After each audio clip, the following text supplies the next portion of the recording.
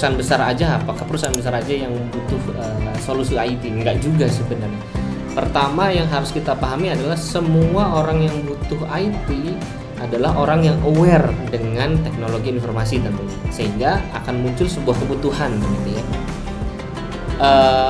Untuk skala perusahaan, maka perusahaan itu harus dilihat dulu. Perusahaan itu dilihat apakah perusahaan itu ingin menjadi lebih efektif prosesnya, ataukah ingin menjadi lebih sesuai standar kah. Maka perusahaan-perusahaan seperti itu akan sangat butuh dengan tools-tools IT yang akan memboosting, mengefektifkan proses-proses dari operasional hingga bisnis daily-nya seperti itu.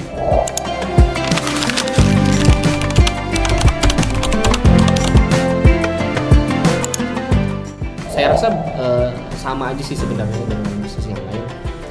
Kadang klien tuh bingung antara kebutuhan dan keinginan gitu ya. Jadi ketika mereka mereka pengen nih, saya mau bikin software keuangan, tapi ternyata kebutuhan terkait keuangannya itu kecil. Yang harus dibenahi ternyata di HR-nya dulu, baru kita benahi keuangannya misalnya. Nah itu tuh hal-hal seperti itu tuh banyak banget yang terjadi ya. Nah baiknya terutama klien-klien besar itu baiknya mereka menggunakan jasa untuk IT master plan atau IT assessment ya. Jadi assessment maturity, kita lihat kondisi perusahaan secara IT itu dari sudut pandang IT sudah seperti apa dan apa yang dibutuhkan perusahaan itu untuk lebih efektif secara operasionalnya atau untuk memboosting bisnisnya. Nah itu baiknya menggunakan jasa-jasa konsultasi seperti itu, sehingga akan tercipta sebuah prioritas dari yang dibutuhkan oleh bisnis tersebut, sehingga dari prioritas tersebut kita bisa bilang prioritas tersebut adalah grand planning atau roadmap ya, pemenuhan dari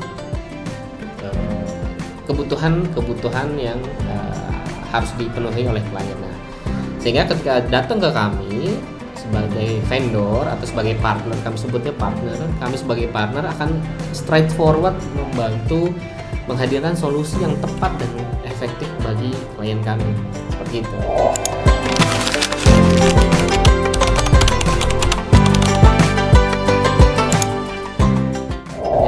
Jadi kalau mau beranjak inovasi atau mendigitalisasi, bahasanya digitalisasi, itu nggak melulu langsung kita bikin aplikasi besar. Yang paling penting dibenahi adalah habitnya para tim operasional atau tim manajemen. Intinya adalah bagian dari perusahaan tersebut, orang-orang yang di perusahaan tersebut.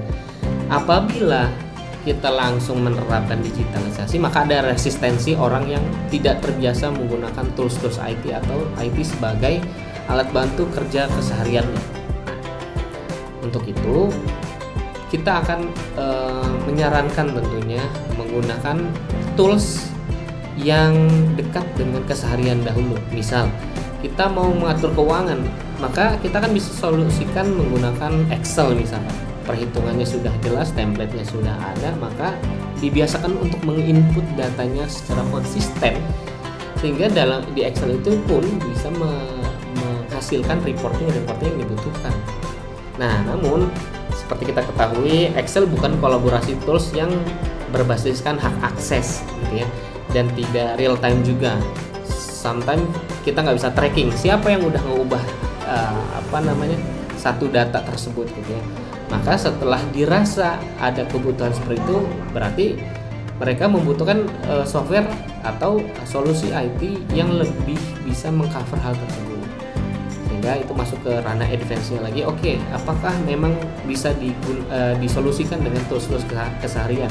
Apabila tidak, maka kita akan carikan solusi-solusi yang kami miliki tentunya, baik dari software yang kita punya, produk yang kita punya, maupun produk open source atau produk prinsipal yang lainnya.